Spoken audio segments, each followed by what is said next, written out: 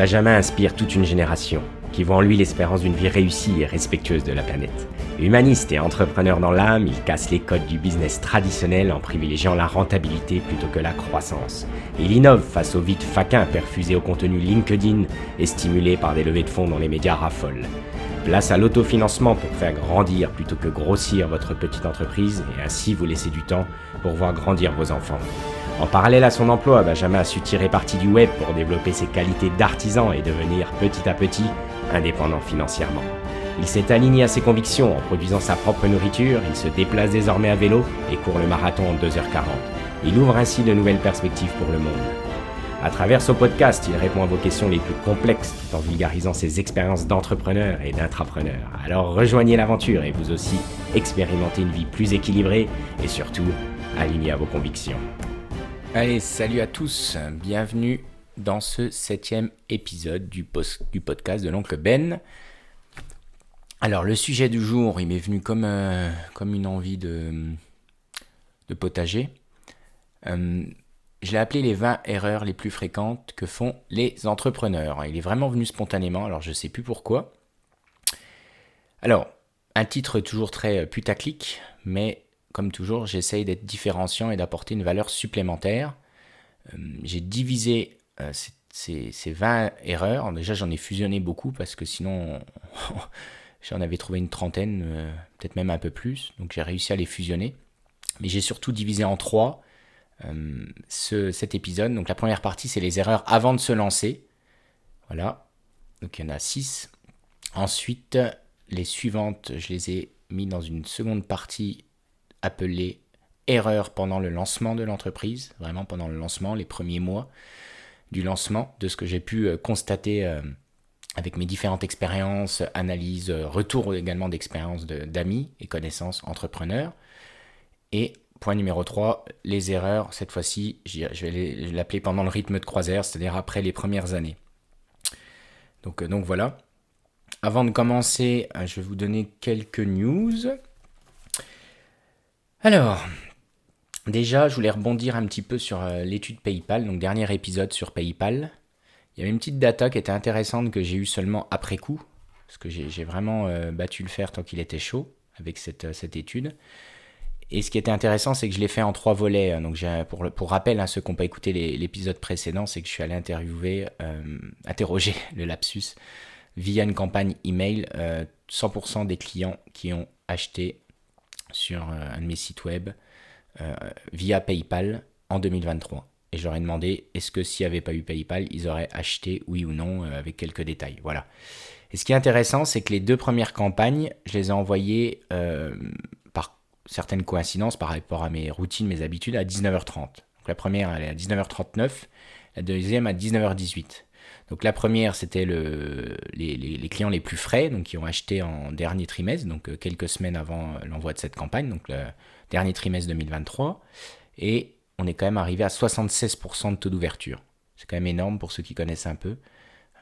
Avant, c'était impossible même pour moi. Quand j'étais au-dessus de 60, j'étais déjà très fier. Au-dessus de 70, à part sur des toutes petites bases de données, c'est quasi impossible. Donc ça, c'est intéressant, avec 33% de clics. Voilà. Deuxième volet, je l'ai envoyé également à 19h18, très précisément, le 4 février. Même statistique, 75% d'ouverture avec 26% de taux de clic. Et ce qui est intéressant, c'est que la troisième, je l'ai un peu bâclée, alors pas dans le contenu, c'est exactement la même chose, mais je l'ai envoyé en fin de matinée, le lundi matin, parce que je voulais pas attendre le soir, vous voyez. Je l'avais programmé le soir et je voulais avancer. J'ai été inspiré. Je l'ai envoyé à 11h34. Alors, il faut pas tirer une conclusion toujours trop hâtive sur le sujet de l'heure, mais je pense que ça explique une partie du petit recul. Et là, j'ai seulement 56% d'ouverture avec 16% de clics. Voilà. Donc, attention, parce que ce dernier volet est venu cibler les clients les plus vieux, donc qui ont acheté début 2023. Donc, ça peut aussi expliquer largement. Les gens sont moins perméables à votre message, ils ne savent plus forcément qui vous êtes, etc. Voilà, je voulais juste rebondir, comme ça je vous donne cette petite nouvelle. Quoi d'autre ? Alors la routine, j'aime bien parler un petit peu de ma routine. Donc ce matin, j'ai patiné un énorme sac de frappe pour un client suisse. Donc voilà, un sac de frappe que j'ai fait sur mesure avec la couleur qu'il voulait. Pourquoi je vous dis ça ? Toujours, j'essaie de lier les news avec mon activité d'entrepreneur, c'est qu'en fait, dans cette activité, justement, je garde que la partie, alors, je dis souvent de façon rationnelle, là où j'apporte le plus de valeur, mais je regarde aussi l'échelle du kiff. Et j'essaye, dans mes activités, de garder la partie artistique et créative, indépendamment de la valeur. Parce que peut-être que patiner aujourd'hui un sac de frappe, là, comme ça, pour un client sur mesure, c'est assez facile à faire, à déléguer. D'accord ? Dans un village, c'est facile pour moi de trouver une personne d'un certain âge qui est manuel. Je lui montre les petits secrets, les bons produits, il arriverait à le faire. Mais pour autant, je garde ça. Et ça me donne beaucoup d'énergie. Ça permet de rester ancré, je dirais, au terrain. C'est pour ça que je vous le précise. C'est-à-dire que le site, toutes les parties un peu processisées, routinières, etc., c'est assez facile de le déléguer. Voilà, sans que ça soit d'ailleurs très coûteux. Mais voilà, ce qui est chronophage n'est pas forcément ce qu'il y a de plus coûteux pour l'entrepreneur. D'accord ? Parce que souvent, c'est des métiers qui sont, vu qu'ils sont processisés, qui ne sont pas très coûteux, qui ne demandent pas une grande valeur, une grosse valeur. Donc ça peut être fait facilement, même s'ils prennent du temps. Et en général, ce qui peut nous plomber dans le développement d'autres entreprises ou dans notre équilibre personnel, c'est le côté chronophage, le temps que ça prend et donc l'énergie que ça prend, la fatigue que ça engendre, etc., etc. On en reparlera et on va en parler notamment dans cet épisode. Donc voilà pour cette précision. Et dernière chose, donc ça m'est venu vraiment comme ça, je ne sais pas pourquoi ces erreurs d'entrepreneur avec des choses que je vois qui me désolent un petit peu, parce que derrière, en général, dans une entreprise, il y a potentiellement des salariés, des investissements qui ont été faits, des acteurs qui sont payés, etc. Et ce qui est drôle, c'est que je me suis amusé à taper dans Google, voir ce qui avait été fait, parce que j'essaye toujours d'apporter quelque chose, une plus-value.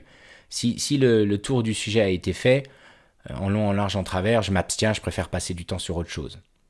Et là, je trouvais que c'était assez bateau. Parce qu'en général, ces titres-là, derrière, on a rarement des gens qui créent beaucoup de valeur. D'accord ? Les 20 erreurs, top 10 de ceci, de cela. Et ce qui est marrant, alors c'est purement anecdotique SEO, mais je vous le partage parce que ça va du coup donner un nouveau sujet futur. C'est qu'en tapant juste erreur à éviter dans Google, donc je voulais mettre erreur à éviter chez les entrepreneurs. Et en fait, le premier truc qui a été proposé en ce qu'on appelle la longue traîne, donc là je vous réfère à mon épisode sur le blogging pour comprendre ce que c'est, pour ceux qui ne connaissent pas, et ben c'était les 10 erreurs à éviter, je me le suis noté, les 10 erreurs à éviter en entretien d'embauche. Et du coup, ça m'a fait tilt, je me suis dit, mais purée, je suis légitime là-dessus. Alors, je ne veux pas partir dans tous les sens, j'essaie de rester focus, mais je me suis dit, si je dis aux gens qu'il faut garder toujours un pied dans l'intrapreneuriat, c'est-à-dire en tant qu'employé, hein, c'est un peu le fer de lance aussi, la volonté que j'ai de vous donner tout l'intérêt, la puissance de garder un pied dans une entreprise, telle qu'elle soit, qui n'est pas la vôtre. Je me suis dit, il faut absolument que j'écrive là-dessus, que je partage, surtout que les principaux qui ont écrit là-dessus, c'est monster.fr, c'est ce que je vous expliquais, c'est tous ces sites qui ont besoin de créer du contenu sur ces sujets pour pouvoir vendre quelque chose derrière. Mais je ne suis pas sûr qu'il y ait réellement un employeur qui, avec plein d'expérience, qui a partagé à ce sujet. Donc je vais essayer de le faire modestement, ça sera sûrement le sujet d'un prochain épisode. Ça sera les erreurs à éviter lors d'un entretien d'embauche, puisque maintenant ma meilleure expérience, j'ai eu l'occasion de recruter énormément de monde. Je dirais plus d'une centaine assez sereinement, aux alentours de 150. Et si on parle d'entretien, je pense qu'on peut allègrement dire peut-être 200, 250 entretiens en l'espace de 10 ans. Oui, c'est ça, quand on a un métier qui bouge avec du turnover, etc. Donc voilà. Voilà, je ferme la parenthèse des news et on va commencer directement par un peu l'intro, le contexte, etc. du sujet en question. Donc les 20 erreurs les plus fréquentes que font les entrepreneurs. Donc un peu d'éléments de contexte quand même. En 2023, le nombre de défaillances d'entreprises en France a augmenté de 5,4% par rapport à 2022. Donc vous savez qu'on a essuyé les plâtres du Covid, notamment dans la food. Et je suis bien placé pour savoir puisque j'ai un pied justement dans la food en tant qu'employé. 60% des défaillances d'entreprises surviennent dans les 5 premières années d'activité. Donc ça, c'est super important. En gros, quand on passe les 3e, 4e, 5e années, on a toujours beaucoup plus de chances de réussir sur le très long terme, dans l'idée. Quand il y a doute, il n'y a pas de doute. Donc voilà, si on a dépassé la 3e année, ensuite la 4e, je crois qu'après 4 ans d'existence, on estime, alors ça je ne l'ai pas lu dans une étude, mais à peu près de ce que j'ai en tête, c'est 80% de chances que l'entreprise perdure. D'accord ? Donc voilà, je vous disais avant, 60% des défaillances d'entreprise donc, surviennent dans les 5 premières années d'activité, donc ça c'est très important. Et pour les startups, parce que les startups, j'allais dire malheureusement le lapsus, font encore rêver beaucoup, mais ils ignorent l'arrière du rideau. Je crois qu'il faut avoir travaillé dans une startup pour le comprendre et surtout être honnête avec soi-même et avec les autres. Mais 80% des startups disparaissent après 2 à 5 ans d'existence. D'accord ? C'est pire. Et en plus, on n'attend pas qu'elles soient rentables. Et ça, il y en a beaucoup qui ont tendance à l'oublier. Quand vous interrogez des VC, donc des personnes qui s'occupent de financer ces startups, elles veulent surtout pas que la startup soit rentable, surtout les premières années. D'accord ? Ça serait un mauvais signal parce que les investisseurs recherchent vraiment de l'ultra... enfin, elles cherchent des chiffres d'affaires démentiels et elles acceptent qu'une startup sur 10, donc une startup, un investissement sur 10 soit OK puisqu'il va rapporter, je sais pas, 50 fois la mise et surtout elle va rattraper les autres startups qui ont disparu. Je sais pas si c'est clair, là n'est pas le sujet, mais voilà, c'était pour vous partager un peu parce que tout le monde est à fond avec les levées de fonds, avec les startups, etc. Et j'ai adoré d'ailleurs, tiens, on va parler d'actualité, j'ai écouté encore un podcast récent et j'entendais l'entrepreneur qui disait que 100% des CEO de startups, enfin pas forcément de startups, mais non, ouais, d'entreprises qui ont revendu leur entreprise, 100%, franchement. Hein. Donc c'est pas des études, hein, c'est vraiment les dires d'un entrepreneur qui baigne dedans. 100% des entrepreneurs qui revendent leur entreprise sont malheureux après l'avoir revendue. C'est-à-dire que je pense qu'on peut comparer ça à un compétiteur de très haut niveau, au niveau sportif. Et on sait que si on se fait pas accompagner, etc., il y a quand même peu de chances d'être heureux après avoir terminé une carrière de sport si on ne se reconvertit pas dans quelque chose. Et encore, même quand on se reconvertit, pareil pour baigner dans le sport, c'est souvent assez difficile psychologiquement. Donc voilà pour cette petite intro. Donc la première partie, c'est les erreurs avant de lancer son entreprise. Donc la première, il y en a 20 en tout, donc la première, c'est de ne pas avoir fait d'études de marché et donc de ne pas connaître ce qu'on appelle son product market fit. D'accord ? Donc c'est la connexion entre l'offre, donc ce que vous avez prévu de proposer, et la réelle demande de vos clients. Et ça, c'est quelque chose... Vous allez voir, j'ai essayé de garder vraiment toujours la technique de l'entonnoir. D'accord ? J'ai divisé, ça je vous l'ai dit, mais de prendre les gros pions et pour arriver jusqu'à la finesse d'une entreprise après 5 ans d'existence, de ce qui peut faire plier une entreprise même après 5 ans d'existence. Donc là, on commence vraiment par les gros pions. Donc c'est de ne pas connaître son marché et pire encore, de s'écouter trop et de faire ce que j'appelle l'ego marketing. C'est-à-dire de faire ce qu'on pense et pas de faire ce qui a été mesuré ou analysé. Et pire encore, vous voyez, c'est vraiment encore pire, je le mets encore au-dessus parce que souvent on attache l'importance à ça, c'est d'écouter ses proches, de trop les écouter. Un bel exercice, c'est de demander à X proches, donc amis très proches, moins proches, etc., dans une salle, de leur demander ce qu'ils pensent de notre projet. La plupart du temps, ils vont vous dire que c'est top, parce que globalement, tout le monde a de bonnes idées, etc. Et la première chose que vous pouvez faire, ça c'est un exercice concret, c'est de demander, ok, vous trouvez ça top, mais est-ce que vous l'achèteriez ? Et ça, c'est super important. La plupart du temps, malheureusement, mais en tout cas, la plupart du temps, si les gens sont nets, ils vont dire, bah non, j'avoue, moi, j'en aurais pas l'utilité, etc. Donc, si déjà, vous n'avez pas convaincu votre cercle proche d'acheter votre produit, attention, d'accord ? Méfiance. Et ça, c'est super important parce que c'est facile à faire si vous avez envie de vous lancer dans quelque chose. Et l'autre chose qui peut être dangereuse avec ses proches, c'est justement à l'inverse quand les proches vous disent « Ah, t'es fou, il est perché avec son idée, etc. » alors que vous avez écouté votre demande. Donc voyez, attention à ça. C'est-à-dire que d'un côté, il ne faut pas non plus trop écouter ses proches, et de l'autre, il faut savoir les interroger et surtout leur demander ce qui serait acheteur potentiel de votre produit. D'accord ? Donc ça, c'est très important, surtout quand le produit est très précis technique, quand vous avez juste écouté un besoin avéré avec aucune offre sur le marché. Si ce produit il est très précis et technique, ce qui arrive souvent, dans la tech par exemple, les gens vont vous dire « Oh là là, c'est quoi ton truc ?» etc. Donc ils ne vont pas vous donner une bonne vibe, une bonne énergie. D'accord ? Donc voilà pour l'erreur numéro 1. Numéro 2, viser un marché trop concurrentiel, surtout si les autres sont plus forts. Donc ça, c'est pareil. J'ai une amie qui me disait ça il y a très longtemps, une pro sur Google. À l'époque, c'était très très rare d'être expert Google, comme on dit labellisé, etc. Je cherche le terme, vraiment validé. l'argent ne se fait pas dans les marchés de masse, clairement. L'argent ne se fait pas, il n'y a quasiment aucun site web qui gagne beaucoup d'argent sur un marché de masse, y compris d'ailleurs quand il est leader.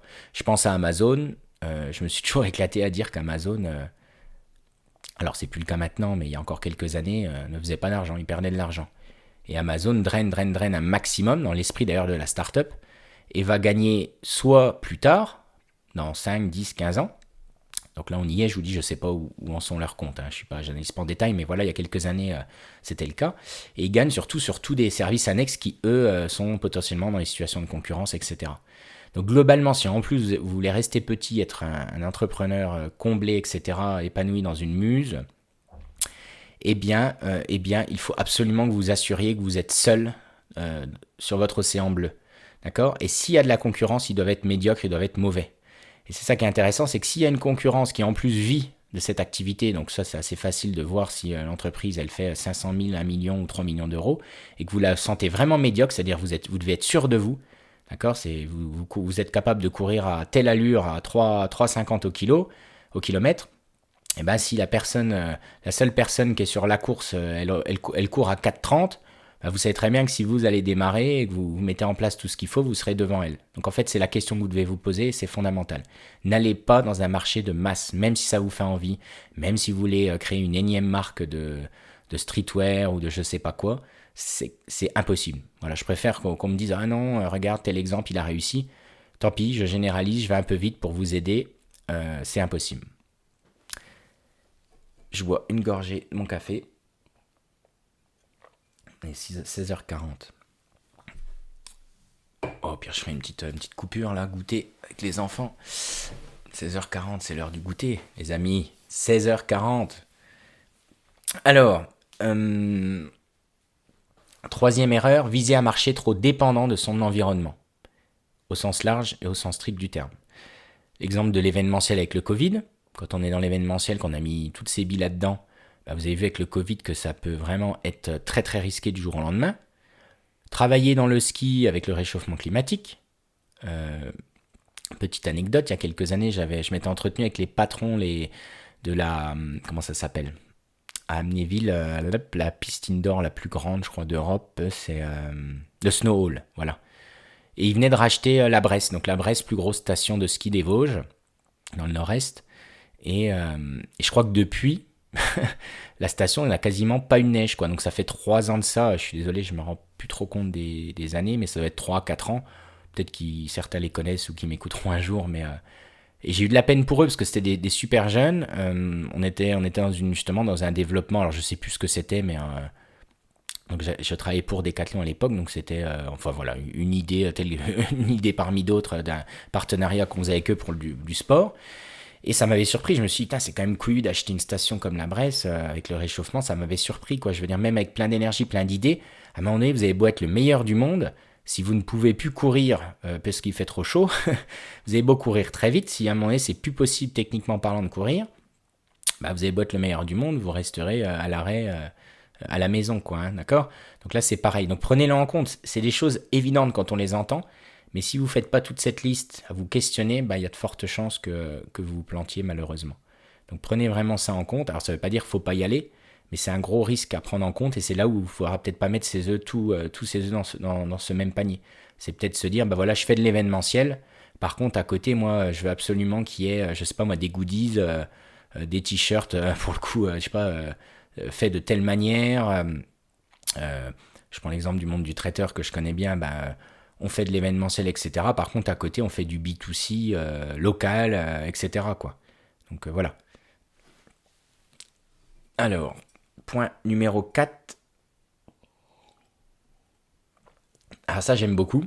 C'est un ami qui me l'a partagé. Parce que quand je construis un épisode comme ça, je demande toujours. Hein. Je me fais entourer, je demande, je recroise. En fait, je commence par une feuille blanche, je note tout ce que j'ai en tête. Et ensuite, je demande, je sollicite des gens d'expérience, des amis experts.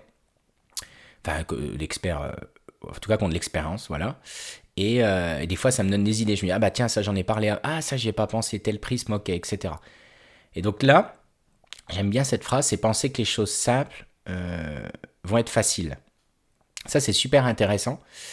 À chaque fois, je vais essayer de vous illustrer par des exemples. Je crois que ce qui revient le plus, c'est la restauration pure et dure, donc le restaurant.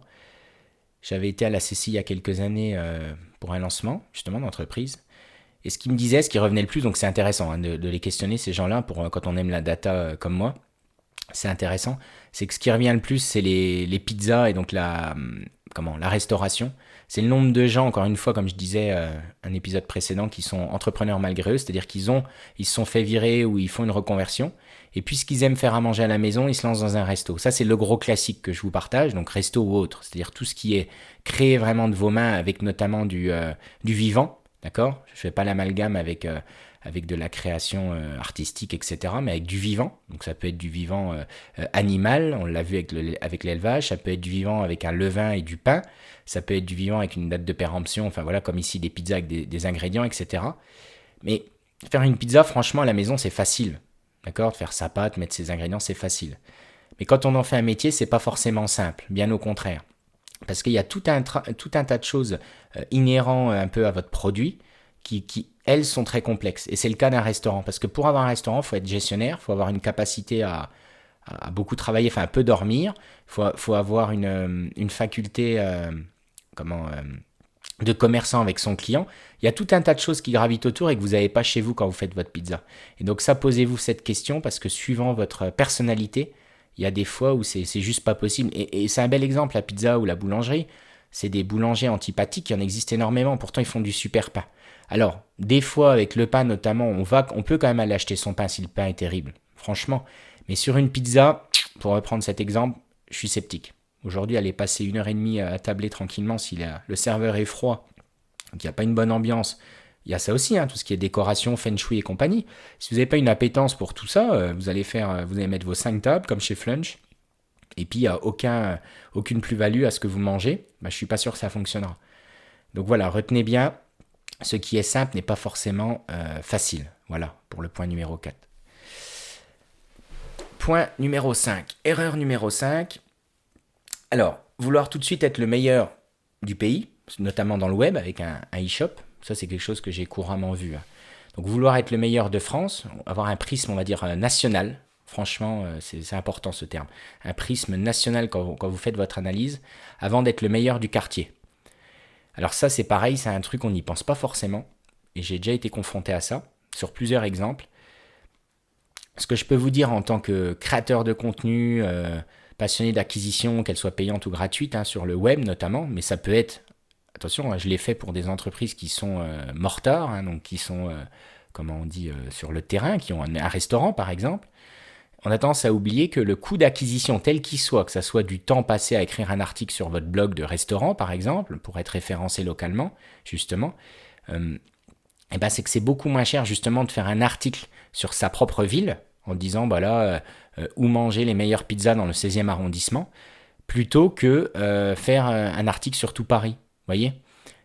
Il vaut mieux vous aurez des coûts d'acquisition bien moins élevés en local qu'en national. Et c'est pareil avec les DNVB, donc les pure players, les entreprises qui ont uniquement un site internet, qui ont grandi sur le web de A à Z, ce qu'on appelle une DNVB. J'essaie de vulgariser à chaque fois les termes. Et souvent, on a une vision nationale tout de suite, alors que souvent, on a déjà construit un tissu local, on a networké avant de se lancer en local. Et on aurait tout intérêt à tout miser son acquisition, telle qu'elle soit, encore une fois, en naturel ou en payant, en local. Et je vous garantis, pour avoir fait ce qu'on appelle des A/B tests, donc des tests sur une campagne, par exemple, nationale, et ensuite décliner cette même campagne sur le nord-est, par exemple, dans mon cas, avec les mêmes contenus visuels, juste adapter un petit peu le texte en disant, je sais pas moi, nous sommes Dodin-le-Roman en Lorraine et nous faisons telle chose, et vous aurez beaucoup plus d'interaction et d'acquisition, d'achat généré avec cette campagne que celle qui est nationale. C'est pareil, c'est logique, mais je vous assure qu'il faut le tester. Il y a encore plein d'entrepreneurs qui pensent que non, nous on peut envoyer dans toute la France, donc il faut qu'on communique sur toute la France. C'est dommage. Il vaut mieux être le meilleur de son quartier, de sa rue, avant d'être le meilleur de son village, avant d'être le meilleur de son agglo et ensuite du pays. Donc ça, c'est super important. J'ai un ami qui a une entreprise, je vais la citer, c'est Voile de Lorraine. Je suis impressionné par l'acquisition qu'il a, le taux de transfo aussi, mais l'acquisition naturelle, donc l'entrant naturel, sur son site, juste parce qu'il s'est appelé Voile de Lorraine. Et ça, c'est quelque chose que je conseille, c'est qu'en fait, vous pouvez très bien aller dans le sud-ouest, aller monter votre voile tendu, donc c'est des voiles tendus. Il fait un super boulot d'ailleurs. Il est tout seul, on est exactement dans la cible, d'ailleurs j'aimerais bien l'interviewer, donc il y a de fortes chances que vous l'entendiez. Et le mec, il cartonne littéralement, il a plus de demandes entrantes naturelles que de chantiers qu'il réalise par rapport à ses capacités, d'accord? Mais il s'appelle Voile de Lorraine. Donc quand vous tapez voile tendu, au-delà du référencement, eh ben, dans la tête des gens, de voir Voile de Lorraine, ça rassure, c'est local, vous voyez? Donc c'est pas non plus trop petit, c'est pas la voile du village non plus, c'est la Voile de Lorraine. Aujourd'hui, on a cette fierté d'appartenance, sociologiquement, hein, c'est prouvé, on a une fierté d'appartenance dans un groupe tel qu'il soit, que ce soit votre groupe sportif, votre groupe de anti-vax, anti-nucléaire, votre groupe de... voilà, et la localité, elle est indéniable, c'est-à-dire que là, c'est pas... tout le monde est fier de là où il habite, même si il trouve la région pas terrible, il est dans tous les cas fier de son niveau d'appartenance géographique, voilà. Donc ça, c'est absolument important. Avant de vous lancer. Point numéro 6 et dernier point de cette première partie avant de vous lancer, c'est ce que j'appelle, alors là j'aurais pu en faire un épisode, c'est le syndrome de la carte de visite. Alors ça c'est très personnel, il y en a qui se reconnaîtront par rapport aux échanges que j'ai déjà eu avec eux à ce sujet. Mais bon, ce petit café là. Donc le syndrome de la carte de visite, c'est quoi ? Je l'ai appelé parce que c'est un fourre-tout, hein, j'ai mis le roll-up, l'apparence sur les réseaux, etc. Ça, faites attention. On est tous un peu passés par là, moi le premier, étant jeune. Mais je pense qu'avec de la maturité, c'est l'intérêt de ce podcast de vous partager ça, vous faire gagner du temps, et ben on se rend compte que c'est une grave erreur. Parce qu'en fait, donc vous avez compris, la carte visite, c'est en gros, avant même de vous lancer, il faut que le logo il soit fait, et vous voulez très vite vos cartes de visite, alors qu'on sait très bien que tout le monde s'en tape de la carte de visite, surtout aujourd'hui. Mais par contre, on veut sa carte visite et on est pressé de la montrer. Parce qu'on a besoin d'exister. Rappelez-vous, l'appartenance, elle passe par ça. J'appartiens, ça y est, je appartiens à la case des entrepreneurs. J'ai ma marque, j'ai mon nom. Attention, parce que ça, c'est lié à l'ego. Et vous allez voir que tout à l'ego, c'est quelque chose qui reviendra souvent dans ce podcast. Je crois que la sagesse passe par le rangement de l'ego au placard, si j'ose dire. Donc ça ne veut pas dire qu'on en a plus, mais à comprendre comment il nous drive. Et en fait, ça, c'est si vous passez du temps à créer votre carte visite, si vous passez du temps de cerveau là-dessus, de l'énergie là-dessus, c'est de l'énergie que vous ne passerez pas à l'essentiel de votre business, qui est l'analyse du marché. Voilà, ça c'est fondamental, l'analyse de votre marché. On fera un épisode dédié si vous le souhaitez, comment faire une étude de marché à moindre coût. Il y a plein de techniques que beaucoup ignorent, notamment avec le web, qui sont gratuites et qui permettent de construire votre communauté dès le début, avant même de vous lancer. Et c'est ça la force.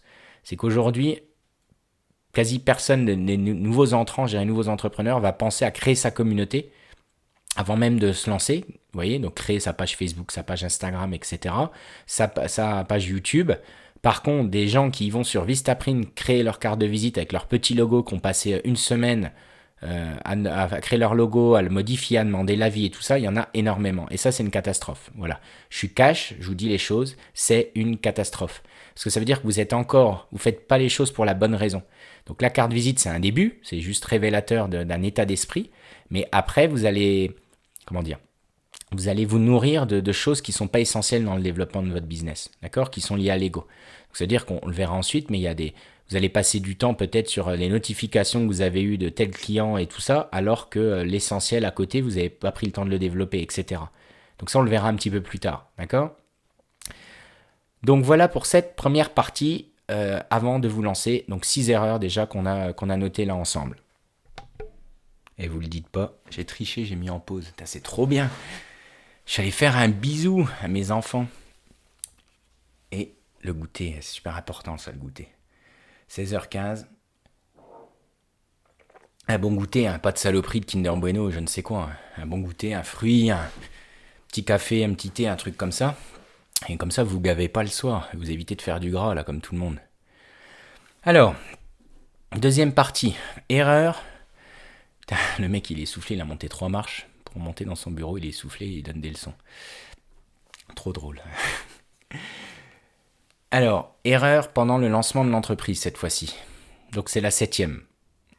Ah, j'ai divisé, quand même. Il y a un peu de bruit, du coup, désolé, j'espère. J'ai fait une petite note, là, sur la porte quand je suis en enregistrement. Pour que les enfants, ils sachent. Qui viennent pas faire les foufous là. Alors, pendant le lancement, donc pendant les premières années, j'ai mis la mauvaise communication qui ne transforme pas.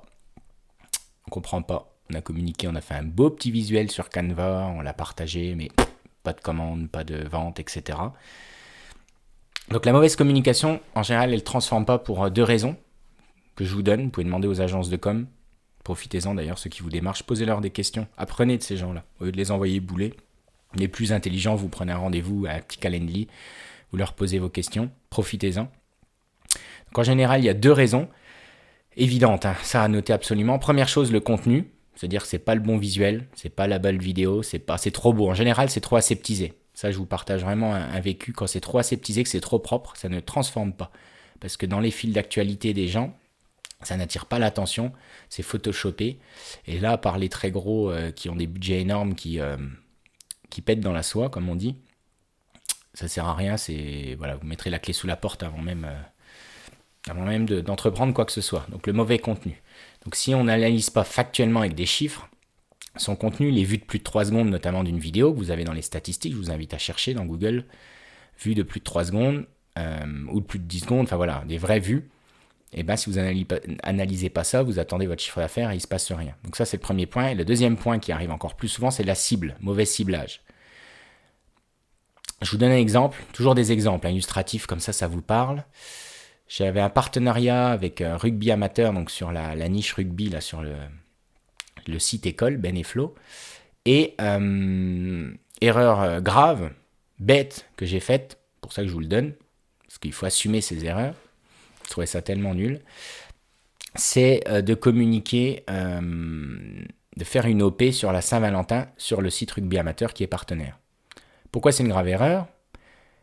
C'est qu'on a fait quelque chose qui arrive très souvent, qui peut très vite arriver, c'est de se dire, je vends un ballon de rugby, c'est la Saint-Valentin, il y a des cadeaux qui vont se faire, donc je vais cibler sur mon partenaire qui est le numéro 1, numéro 2, numéro 3 annonceur sur le sujet, je vais parler de la Saint-Valentin. Pourquoi c'est une grave erreur ? Parce que quelle est la cible à ce moment-là ? Est-ce que c'est le rugbyman qui va sur rugby amateur ou la femme du rugbyman ? C'est ça la question. Ça paraît bateau, mais ça, c'est fondamental. Parce que ça, l'erreur, mais elle arrive très, très souvent. En fait, on a tendance à oublier. On se trompe souvent de cible. Vous voyez ? Et ça, c'est à la fois fin et en même temps grossier que je trouve. De se dire, mais... Et j'ai la même chose avec le Super Bowl. Là. Il y avait un influenceur à qui j'ai envoyé un ballon de foot US, d'accord, de la NFL. Et pareil, Saint-Valentin, etc. J'ai dit, tu peux peut-être en parler. Et pareil, il me dit rappel à l'ordre, il me dit, tu sais, j'ai pas beaucoup de fans, c'est beaucoup des joueurs, des passionnés de football américain, donc je pense qu'il vaut mieux laisser passer le Super Bowl. Et après, par contre, justement, peut-être surfer sur le Super Bowl en le personnalisant avec le nom d'une équipe, machin. Très pertinent, vous voyez ? Donc là, c'est deux grosses erreurs grossières. Hein. Bon, j'ai un peu exagéré, mais c'était pour vous dire, en prenant même un de mes exemples, qu'on a vite fait de tomber dans le panneau de cette manière, alors que j'estime bien connaître tous ces sujets du ciblage, etc. Autre chose, le coût d'acquisition, parfois, il est beaucoup plus élevé. Donc ça, vous l'avez dans les statistiques quand vous faites une publicité sur les réseaux sociaux. Et bien, des fois, le coût d'acquisition, il est beaucoup plus élevé chez les hommes que chez les femmes. Donc dans mon cas, il sera beaucoup plus élevé chez les hommes que chez les femmes. Parce que les hommes vont être attirés visuellement par le produit. Donc là, le contenu, il est bon, d'accord ? Par contre, la cible, rappelez-vous, hein, les deux points, contenu ou cible, qui donne une mauvaise communication, la cible n'est pas la bonne. Donc le monsieur voit le produit, il like, il interagit, mais il n'achète pas. Vous comprenez ? C'est la femme qui va acheter. Sans généraliser, mais vous voyez, j'adore ces exemples parce que pour vous, c'est très facile à comprendre. Donc ça, faites très attention à votre cible, mesurez et itérez, comme on dit. C'est-à-dire que toutes les semaines, allez tous les 10-15 jours maximum, vous devez aller voir vos petites campagnes, aussi petites soient-elles, hein, même si vous avez un budget, je ne sais pas, de 50 ou 100 euros sur le mois. Allez voir, allez jeter un œil et faites ce qu'on appelle de l'A/B test. Donc l'A/B test, c'est on teste une chose. Déjà, on teste toujours une chose à la fois. Et quand on teste, on fait une campagne, comme je vous disais, nationale, une campagne locale, par exemple, pour les voiles de Lorraine. On va faire une campagne, je ne sais pas moi, pendant la Saint-Valentin, sur tel type de cible. Bah là, dans mon cas, par exemple, si j'avais pas compris ça, je pourrais très bien faire une campagne destinée aux femmes, une campagne destinée aux hommes. Et là, on va tout de suite voir que celle des femmes transforme mieux. Et donc là, on supprime la campagne destinée aux hommes. Et au sein du créneau femmes, on va cette fois-ci refaire un nouvel A/B test. On va tester, je sais pas moi, les femmes qui sont dans des clubs de rugby. Je vous dis ça parce que c'est réel, hein, c'est mes cibles à moi. Femmes donc appartenant à un club de rugby, assez facile en plus à cibler sur les réseaux sociaux, ils vous le proposent. Hein. Et ensuite femmes à la maison, je dis n'importe quoi, ou femmes cadre sup, vous voyez. etc. Et à chaque fois, comme ça, on va itérer, on appelle ça itérer, améliorer sans cesse, etc. Voilà le secret des entrepreneurs qui réussissent sur la publicité payante. Là, je vais donner des grandes lignes, je ne suis pas allé dans le détail, mais c'est comme ça que vous devez raisonner. Donc voilà pour l'erreur numéro 7. Numéro 8, ne pas mesurer vos actions. Ah, ça, c'est un gros classique. Moi, je divise toujours le monde des entrepreneurs en deux. Il y a les artistes et les gestionnaires. L'artiste ne mesure rien, s'éclate. Il fait de l'argent, mais souvent, il n'en fait jamais de trop pour être confort. Et le gestionnaire fait parfois trop d'argent et on oublie l'échelle du kiff, comme je vous le disais, on oublie l'essence même de son travail. J'extrapole un peu, enfin j'exagère un petit peu, mais voilà globalement.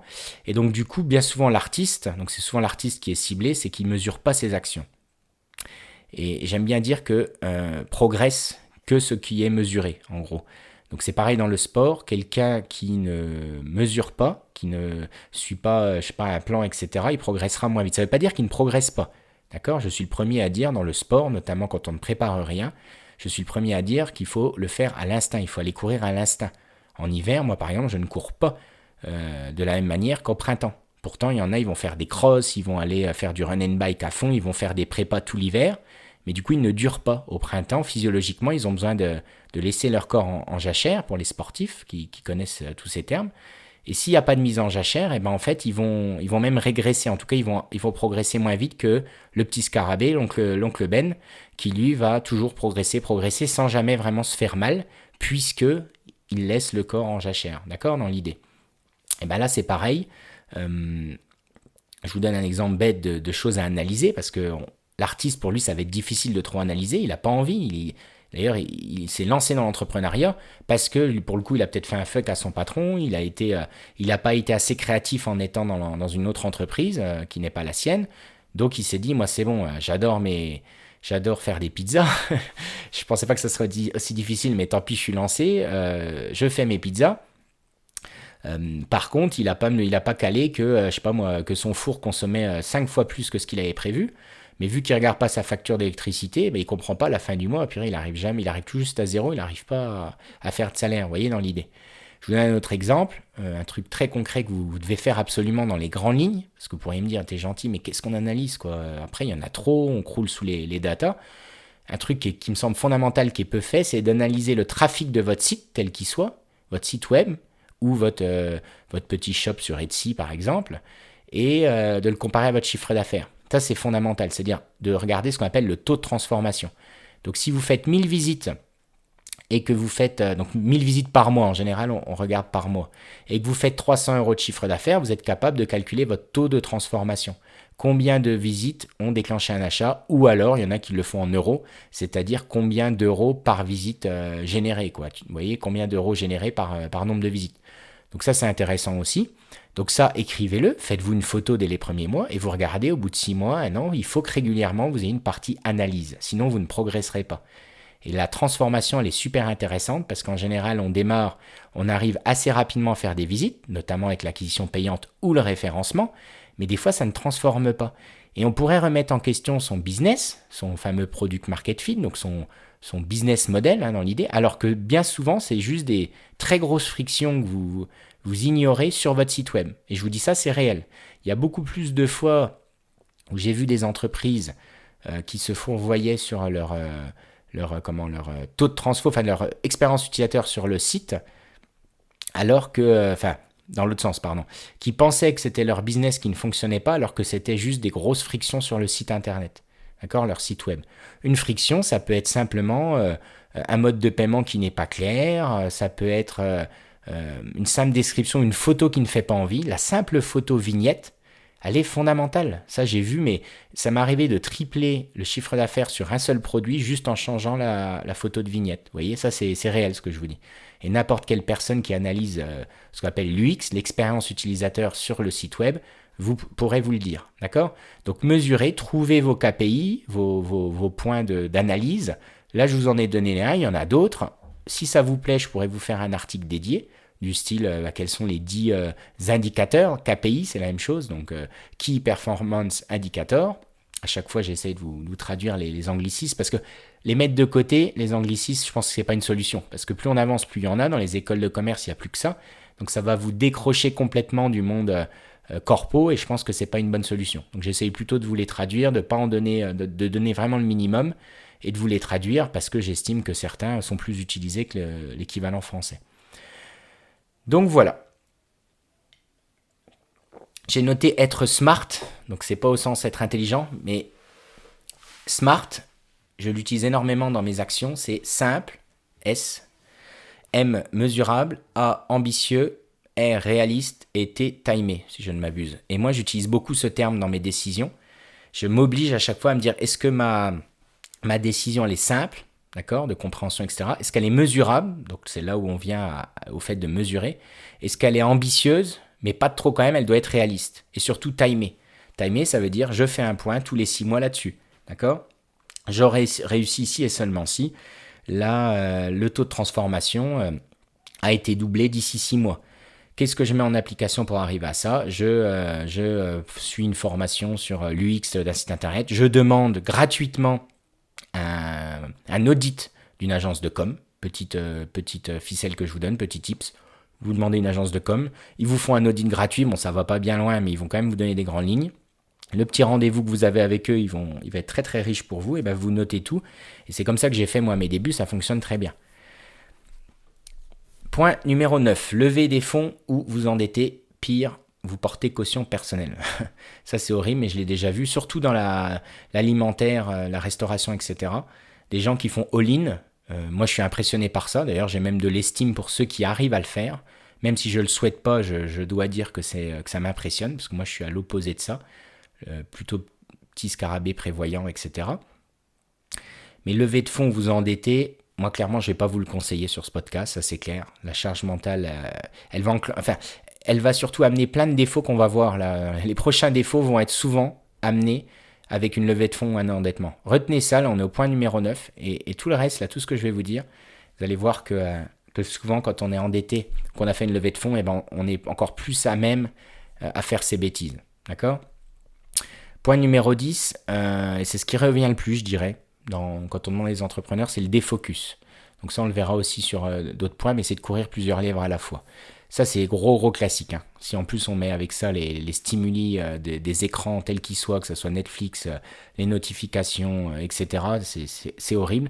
Mais le défocus, surtout quand on nourrit un petit peu son côté artistique, sa créativité avec du contenu, chose que je fais, hein. Attention, je ne dis pas qu'il ne faut pas le faire, je le fais, mais on a vite fait d'être défocus. Donc restez focus, notez-vous les choses, je m'engage avec moi-même à travailler sur ce point les 6 prochains mois. Tout doit tenir à chaque fois sur un post-it ou sur les doigts d'une main. Essayez de trouver tous ces moyens. Encore une fois, on ne peut pas aller en profondeur sur ce sujet. Si ça vous plaît, je pourrais vous en parler, il y a plein de moyens. Mais le gros truc qui revient, c'est d'être défocus. Point numéro 11. Alors, on a combien là ? 42 minutes. Point numéro 11. Enclencher des abonnements inutiles à droite à gauche. Alors ça, je suis content de ça, parce que c'est moi qui l'ai trouvé. Enfin non, quand je dis c'est moi, en fait, je me suis amusé à regarder ce qui se disait. Hein, je vous disais, est-ce que j'ai une valeur à apporter ou pas. Et quand j'ai vu qu'il y avait, un point sur deux qui n'était pas traité dans ce qu'on trouvait comme contenu à ces sujets, je me suis dit, bon, bah tiens, j'ai peut-être ma petite graine, mes petites choses à dire. Donc l'abonnement, c'est quelque chose que je constate. Ma frugalité permanente me permet encore plus de le constater. Je dis souvent que j'ai quasiment jamais fait de crédit, moi, de ma vie. Et ben c'est pareil avec les récurrences. Parce qu'en fait, tous les acteurs, de manière générale, maintenant, cherchent à faire de la récurrence. C'est-à-dire que même un boulanger, maintenant, il va essayer de faire en sorte que vous ayez un abonnement chez lui pour vous donner droit à, je sais pas moi, des cours une fois par mois de boulangerie. D'ailleurs, petite idée hein, que je donne comme ça. Aujourd'hui, un petit abonnement qui vous permet d'avoir votre pain, je sais pas, 5 centimes moins cher que les autres, et d'avoir le jour de la galette des rois, au lieu de vendre à tout le monde et de pas savoir combien vous aurez de personnes devant chez vous, et ben c'est de se dire, moi la galette des rois, je la fais que aux gens qui ont un abonnement chez moi. Vous voyez, c'est des idées que je vous donne comme ça, hein. Mais voilà, c'est toutes ces choses-là. Donc la récurrence est pour beaucoup d'entreprises un peu devenue la priorité. Donc vous faites pas avoir parce qu'en fait le nombre d'abonnements qu'on peut avoir, 10, 15, 20, 30 euros par mois, ça va très vite, d'accord ? Et moi, j'essaie toujours de trouver une solution, alors sans tomber dans la radinerie qui est contre-productive, mais à chaque fois, bien souvent, il y a des solutions différentes, et notamment en payant one shot. C'est-à-dire qu'aujourd'hui, au lieu de payer une récurrence de 30 euros par mois, moi, des fois, je préfère payer 350 euros à un développeur ou un webmaster qui me développe la chose, plutôt que brancher un plugin qui va me coûter 15 euros par mois sur mon site internet. Ça, c'est un exemple concret là que je vous donne. Enfin, c'est vraiment quelque chose que je vis. Je préfère, j'insiste, payer une seule fois 300 euros parce que, en plus, j'ai de la trésorerie, parce que je ne me suis pas endetté, parce que ma philosophie, plutôt que prendre un abonnement. Exemple très classique qui vient très vite, Google Workspace, pour ne pas les citer, j'en parlais avec des amis pareil entrepreneurs. Si on prend du recul, c'est cher quoi pour ce que c'est. Qu'est-ce qui vous empêche de travailler avec une adresse Gmail? Alors il y en a, ils vont me dire, ah non, tu peux pas pour telle raison. Mais bien sûr que si, soyez malin, hackez le game, soyez pirate. Aujourd'hui, moi je peux très bien créer, en plus ça vous fait un espace de stockage à chaque adresse mail. Qu'est-ce qui vous empêche de créer, je sais pas moi, Ben et Flo recherche développement @gmail.com, Ben et Flo SAV @gmail.com, etc. Comme ça, en plus, vous séparez vos sujets si vous le souhaitez, quitte à tout réunir sur une même adresse mail, ça c'est facile à faire, et vous ne payez pas Google Workspace, voilà. Et en plus, de toute façon, dès que vous êtes en tant que professionnel, c'est écrit pigeon sur votre fond, donc vous payerez plus cher. Ben, soyez malin, restez particulier. C'est pareil, on l'a vu avec la Poste, je reste encore particulier même avec des gros volumes d'expédition, parce que j'y trouve mon compte. C'est-à-dire, même s'il y a des trucs un peu moins intuitifs avec l'interface de particulier, mais c'est tellement plus cher quand on est pro que le temps que ça me coûte en argent, en temps, hein, eh ben, c'est bien inférieur au prix plus élevé du contrat professionnel. Je ne sais pas si je suis clair. Donc ça, vraiment, soyez malin. Quand vous êtes professionnel, c'est écrit pigeon sur votre fond. Vraiment. Donc restez particulier le plus longtemps possible. C'est pour ça qu'on ne cherche pas à faire des business qui font des millions. Restez particulier, maximisez votre marge et attention aux abonnements. À chaque fois, dites-vous comment je peux faire autrement. Si j'ai pas le choix, j'ai vraiment pas le choix, je peux pas, j'ai pas possibilité d'avoir un prélèvement sur mon compte. Comment je pourrais faire autrement? Donc ça, c'est important. Point numéro 12, mesurer ses déplacements. Alors ça, c'est un gros classique que j'ai vu notamment quand je fais des tours de table à des formations. Quand je fais une formation, que j'y pense une formation, j'aime bien m'intéresser forcément un peu plus aux interlocuteurs. Je prends d'ailleurs beaucoup de temps à ça. Pour ceux d'ailleurs qui vont peut-être m'écouter, ils vont peut-être rigoler, mais voilà. Et d'ailleurs, ça m'a fait plaisir, je digresse un peu, mais une proche qui avait suivi plusieurs de mes formations, enfin sur des sujets différents, donc qui m'a vu plusieurs fois en tant qu'intervenant, qui me disait, putain, c'est fou, grâce à ta format, en gros, eh ben, j'ai découvert ma collègue que j'avais l'impression de connaître, parce qu'elle se présente à chaque formation, eh ben, j'ai l'impression d'avoir découvert plein de trucs chez elle. Alors ça, j'ai trouvé ça génial, en fait. C'est juste la manière dont je l'ai fait se présenter, elle en a dit beaucoup plus qu'habituellement, vous voyez. Donc moi, je l'ai fait dessiner, etc. Enfin, j'ai tout des petites méthodes sympathiques pour sortir un peu de l'ordinaire. Et moi, ça me permet d'avoir beaucoup plus d'informations. Et le gros classique, c'est le déplacement. Il y a énormément de gens, y compris intelligents, et c'est ça que j'ai jamais compris, franchement, qui résument leur déplacement en carburant. Ça, c'est quelque chose, c'est une erreur qui me semble ultra basique, mais qui est encore faite aujourd'hui. C'est-à-dire que vous allez à Paris, vous avez 300 km, vous allez compter 300 fois le prix de votre carburant, et c'est tout. Et bien sûr que non. Aujourd'hui, une voiture, on sait très bien que c'est largement beaucoup plus coûteux que juste le carburant que vous mettez dedans. Pourquoi les impôts? Pourquoi quand vous déduisez vos frais kilométriques au niveau des impôts, ils vous déduisent autant d'argent? Les impôts, ils ne s'amusent pas à vous faire des cadeaux, hein. Ils essayent d'être le plus juste possible. Donc si vous allez sur le barème kilométrique, vous tapez barème kilométrique sur Google, que ce soit des impôts, il y a la BPI aussi qui fait un tableau de mémoire parce que je m'en sers souvent. Les frais kilométriques sur une voiture citadine classique, vous êtes entre 40 et 50 centimes du kilomètre. Qui compte ces frais kilométriques de cette manière? Qui est capable de dire, bah moi quand je vais à la poste dans le village d'à côté déposer mes colis, je fais 5 km aller-retour, qui compte 5 km fois 50 centimes? Vous voyez?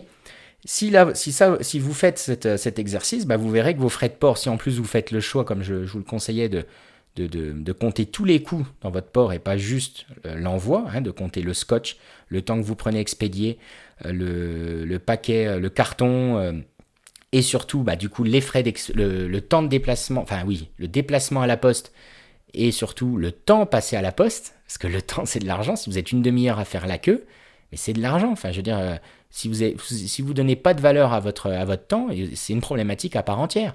Si vous dites, bah voilà, moi j'aimerais me payer dans l'idéal à peu près 15 € de l'heure la première année, d'accord? Je voudrais faire suffisamment de chiffres pour que par heure travaillée, ça représente 15 euros. Ça, c'est la méthodologie que vous devez utiliser. Et bien, quand vous êtes 30 minutes à la poste, ça vous a coûté déjà 7 euros. Donc, si vous avez 3 commandes, vous divisez 7 par 3, et vous avez déjà une idée de ce que ça vous a coûté. Plus les kilomètres, vous divisez à chaque fois, et vous allez voir que votre frais de port, au lieu de le vendre à 5,50 euros, parce qu'il vous a coûté 5,50 euros à la poste, vous allez le vendre 7,50 euros. Et là, vous avez déjà une perte en moins, etc. D'accord? Donc ça, c'est très important pour les déplacements. Je ne parle pas encore des salons, etc. Le dimanche, celui qui va à un salon, je l'ai fait une fois, j'ai pas deux. Je me suis amusé à calculer un week-end entier sur un salon, mais en fait, de nos jours, je comprends même pas comment on peut aller encore. Alors, je suis trash un peu, j'exagère un peu, je vous dirai pourquoi, mais comment on peut encore passer du temps sur un salon aujourd'hui? Qu'on me prouve financièrement sur du court terme. C'est là où sur le long terme, ça peut se défendre pour du branding, pour de la présence, voir ses clients. Attention, j'exagère un petit peu, mais aujourd'hui, la plupart des entrepreneurs qui vont encore sur des salons, mais est-ce qu'ils ont mesuré donc leur déplacement, le couchage? Alors oui, des fois on dort chez un ami, mais chez un ami, c'est comme, enfin, il faut que vous mesuriez ça comme un hôtel. Demain, vous n'allez pas dormir toute votre vie chez un ami si vous vous développez. Donc voilà, le restaurant. Donc là, vous mangez chez un ami, mais comptez au moins un restaurant. Ne vous mentez pas. Faites au moins votre calcul comme il faut. Le dimanche, si votre salon c'est le dimanche c'est payé double. Donc bien sûr, vous payez pas double, mais c'est quand même du temps que vous passez pas à la maison en terrasse avec les voisins ou avec vos enfants. Donc c'est quand même du travail. Donc mesurez-le. Et si vous êtes fin dans votre analyse, chose que je vous conseillerais, c'est de compter même x2, voyez. Parce que demain, si vous faites, au lieu de faire 30 000 euros, vous faites 150 000 euros, et c'est peut-être quelqu'un que vous allez embaucher qui ira sur ce salon.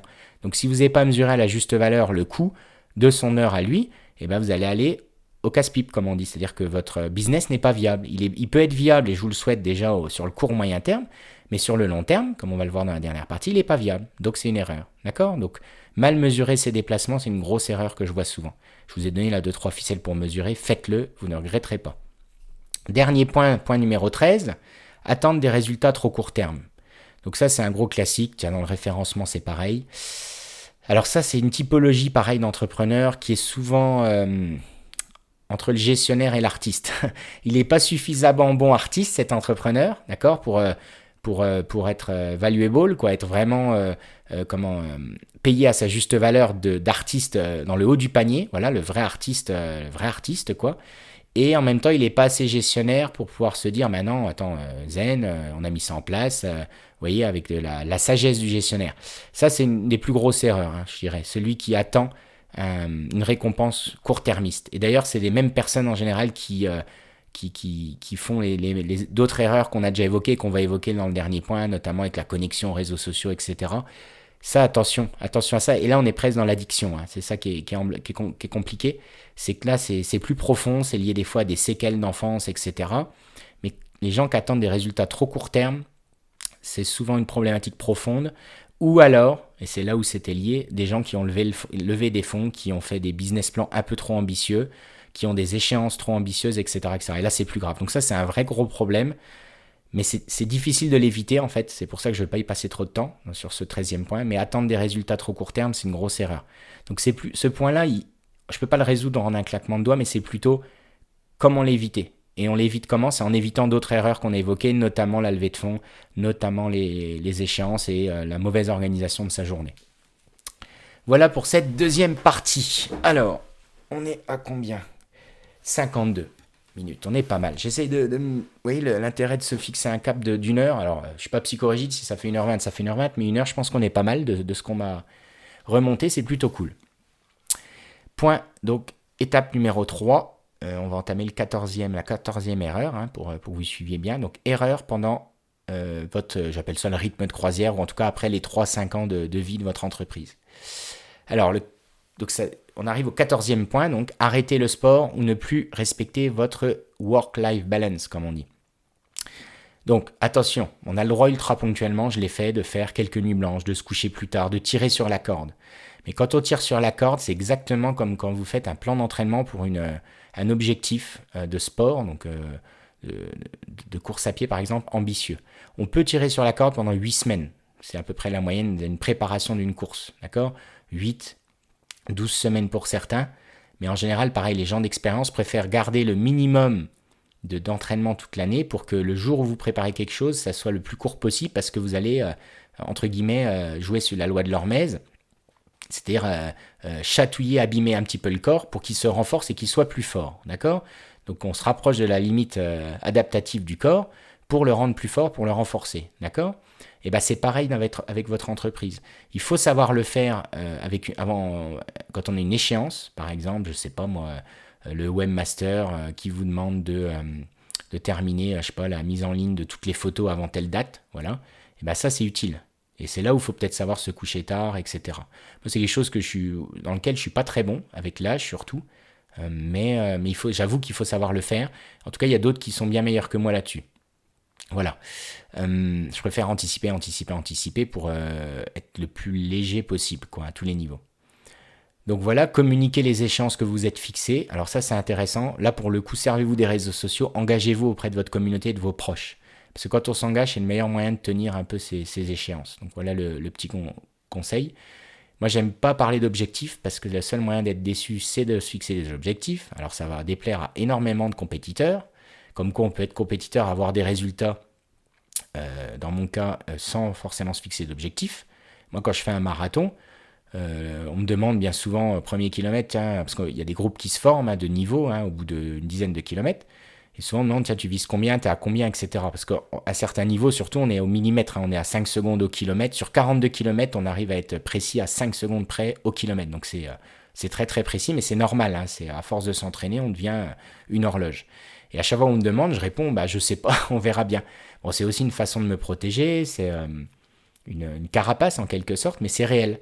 Quand je fais un marathon, je sais que je vais être, je sais pas, entre 2h40 et 2h45, voilà. Et je vais peut-être faire 2h39, vous voyez. Donc voilà. Alors que quand on a un objectif très précis, il y a de fortes chances qu'on ne l'atteigne pas. Et pour ma part, je trouve qu'on y perd plus qu'on y gagne. Mais c'est très personnel et je prétends pas avoir la vérité là-dessus. Par contre, je me fixe des caps. Et ça change tout. Le cap, c'est ce qu'on va se fixer quand on est en bateau sur la mer, quoi, sur l'océan bleu. D'accord? Donc on peut se permettre de faire des courbes, d'accord? Tant qu'on arrive au même endroit, tant qu'on cible le même endroit. Et c'est une comparaison que j'aime bien parce que des fois, tracer une ligne droite d'un point A à un point B, c'est là où on va le plus vite. D'ailleurs, j'ai un ami qui me disait ça. Il me disait, tiens, moi je suis tout droit, je suis focus, j'ai ma machette et j'avance, je suis un bulldozer. Et moi, je vais un peu à gauche, un petit peu à droite, sans me défocuser, sans me disperser. Mais je m'autorise, les chakras restent ouverts, je m'autorise à aller un petit peu à gauche, un petit peu à droite. Et en fait, en allant un petit peu à gauche, un petit peu à droite, des fois, vous découvrez des chemins où la forêt elle est beaucoup moins dense. Et du coup, vous vous fatiguez beaucoup moins en prenant pourtant un chemin un petit peu plus long. Vous voyez? Donc voilà pour la comparaison, la métaphore. Donc pas d'objectif, mais des caps ambitieux. Voilà ce que je me suis noté. Et surtout, comme je vous ai dit, les gens qui arrêtent le sport ou qui ne respectent plus la work-life balance, c'est souvent une grosse erreur. Gardez-vous aussi. Le sport, il y a des gens, c'est un classique, le sport. D'ailleurs, quand chez Decathlon, on rentre chez Decathlon, qu'on se présente et tout ça, à droite à gauche, en formation dans les magasins, souvent on demande quel sport tu fais, etc. Et souvent, on rigole en disant, ça c'était avant, maintenant, en gros, tu auras tellement de boulot, de responsabilité que malheureusement, le sport, tu n'auras plus le temps d'en faire. Et c'est une grave erreur. Donc bien sûr, 90% des gens, c'est le cas, ou 80%. Ce n'était pas mon cas. Je pourrais vous raconter des anecdotes pareilles réelles, où il m'est arrivé d'avoir une demi-heure seulement pour manger, d'aller courir, tant pis. Au lieu de fumer une clope à 16h avec le café comme la majorité des gens, moi je mangerai mon tupperware à 16h et puis je fais 7 bornes, 7 km le midi et c'est parti. Et même s'il faut, je me douche pas. Quand même, de pas se doucher, moi je pourrais pas. Mais oui, mais il est là le problème. C'est pourquoi on ne peut pas se doucher, pourquoi psychologiquement on a un frein tel qu'on peut même plus aller faire de sport parce qu'on veut pas être un peu transpirant. Par contre, en été, on n'a pas de souci à être transpirant, on va pas aller prendre une douche toutes les heures, etc. Donc, je referme la parenthèse, mais voilà. Donc, gardez cette work-life balance, pareil avec les proches, c'est fondamental. Sinon, vous allez au casse-pipe, vous pouvez pas continuer tout le temps à 200 à l'heure, ce n'est pas possible. Rappelez-vous le sport, la mise en jachère, les sportifs de très haut niveau vous le direz, ceux qui réussissent et qui vont loin, c'est ceux qui ménagent leur monture. Donc ça, c'est super important. Allez, point numéro 15, embaucher trop vite. Donc là, n'oubliez pas, on est après 3-4 ans d'expérience d'entreprise. Si vous dépassez 100, 150 000, 200 000 euros, vous allez forcément, la question va venir de faudrait que j'embauche, j'ai plus assez le temps de tout faire, j'ai envie de profiter parce que l'oncle Ben m'a dit qu'il fallait reprendre soin de moi, de mon corps et ne pas oublier la santé physique et mentale. Donc je décide d'embaucher. Attention, je vous donne une data sortie de mon chapeau et de l'expérience. En général, on dit qu'il faut à peu près 100 000 euros de chiffre par collaborateur, dans l'idée, hein, très très largement. Donc ça veut dire que déjà avant 100 000 euros, oubliez. Après qu'on vous aide ponctuellement en filant un billet, pourquoi pas, ou une bouteille de vin à un ami, mais embaucher en dessous de 100 000, honnêtement, c'est compliqué. Donc du coup, jusqu'à 200 000, je dirais quasiment, on peut le faire seul, globalement. Moi, c'est toujours les défis que je me fixe d'ailleurs, de se dire, bah voilà, je trouve que c'est un bon défi de se dire, allez, jusqu'à 200 000, j'essaie de tenir tout seul, à temps plein dessus, ou alors de prendre quelqu'un si on a un pied dans une autre entreprise, hein, comme je vous l'ai dit. Mais en gros, 100 000 euros par personne. Donc si vous faites 100 000, vous êtes tout seul, vous faites 200 000, vous pouvez vous prendre quelqu'un, dans l'idée. Hein. Mais attention, parce que souvent on a tendance à, pour les mauvaises raisons, encore une fois, à recruter quelqu'un, et ça va vous plomber littéralement. La trésorerie, etc., parce que c'est souvent bien plus coûteux que ce qu'on imagine. Donc attention là-dessus. Mieux vaut allouer du temps à la processisation des choses, faire en sorte que ça aille beaucoup plus vite sur les mêmes tâches. Et c'est là où des fois, c'est ce que je vous partage comme conseil, qu'il vaut mieux prendre quelqu'un, ponctuellement un freelance, qui va vous aider à automatiser un point, et qu'après, vous en aurez plus besoin. Vous allez lui donner, par exemple, je sais pas, 250 euros, ponctuellement, il va vous aider à mettre en place ça sur votre site pour que ça aille beaucoup plus vite. Ça va vous faire gagner du temps et ça va vous permettre de repousser votre embauche en fait, si vous voulez. Et ça, c'est super important. Point numéro 16, faire des trop petites marges. Pareil, je vais essayer d'être concret et donner des grandes lignes, des grands chiffres et on ira dans le détail si ça vous plaît. C'est un classique de faire des trop petites marges. On a tendance à penser qu'on achète un produit 10, on le revend 20. S'il y a de la demande en le vendant à 20, bon c'est bon, ça va marcher, on se frotte les mains, ça va marcher. Et ça, c'est une grosse erreur parce qu'en fait, au moment où vous allez payer de la TVA, au moment où vous allez devoir investir, en fait, ça va être délicat d'augmenter vos prix du jour au lendemain. C'est compliqué. Et des fois, quand on augmente les prix, la demande ne suit plus. Parce que d'autres sont moins chers que vous, parce que les gens ne sont pas prêts à mettre autant, etc. Et donc là, c'est la mort de votre entreprise, même après ces 2 ou 3 ans d'existence. Vous voyez ? Donc ça, il faut faire très attention. Mettez la barre haute, ça c'est un conseil que je vous donne, même en faisant que 30 000 euros de chiffre par an au début quand vous vous lancez en micro-entreprise, faites comme si vous payiez déjà de la TVA. Vaut mieux marger comme un goret pendant 1 an tout seul et mettre ça en trésorerie de côté ou pour investir, que ne pas marger assez et de se taper sur le bide en disant oh là là, si ça cartonne et tout, parce que ça c'est un truc que je vois souvent. En achat-revente, dans l'idée en commerce de manière générale, pour moi, de ce que je lis et de ce que j'estime avec calcul à l'appui, c'est qu'on peut difficilement faire en dessous x3 sur son prix d'achat. Donc quand vous achetez 10, on peut difficilement vendre en dessous 30, selon moi, dans le e-commerce actuellement. Si vous devez vendre en dessous pour réussir, il y a un problème. Il y aura un problème, c'est compliqué. À tous les niveaux, hein. J'ai beau retourner le problème dans tous les sens, qu'on veuille grossir ou pas, qu'il y a des levées de fonds, des volontés, des stratégies, c'est quand même difficile.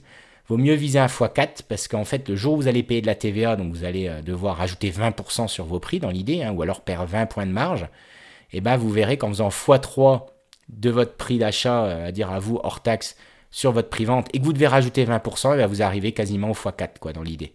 Donc voilà une des grandes lignes pour vous aider, surtout les débutants, x3 minimum quand vous achetez un produit, sans parler de valeur que vous ajoutez dessus. Si vous ajoutez une valeur qui vous prend du temps, ben vous le rajoutez à votre produit. C'est-à-dire vous achetez des nuisettes pour les bébés, je ne sais pas où, vous les achetez 10, vous refaites de la broderie dessus pendant 1 heure. 1 heure chez vous, vous estimez que c'est à peu près 15 euros, et bien votre produit vous a coûté 25 euros. 25 euros x 3, et vous devez vendre votre produit 75 euros minimum pour être bien.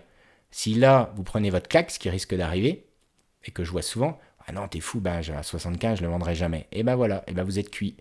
Et vous ne serez même pas à cette étape d'ailleurs de vie de votre entreprise. Voilà. Donc soit vous le laissez tout petit sans TVA et vous restez flat, pourquoi pas, et vous développez un autre business ou pas, ça c'est quand même possible, mais sous le x3, c'est compliqué. Ça va être très compliqué. Voilà. x4 étant un idéal, comme je vous l'ai dit. C'est global, c'est une moyenne dans votre catalogue.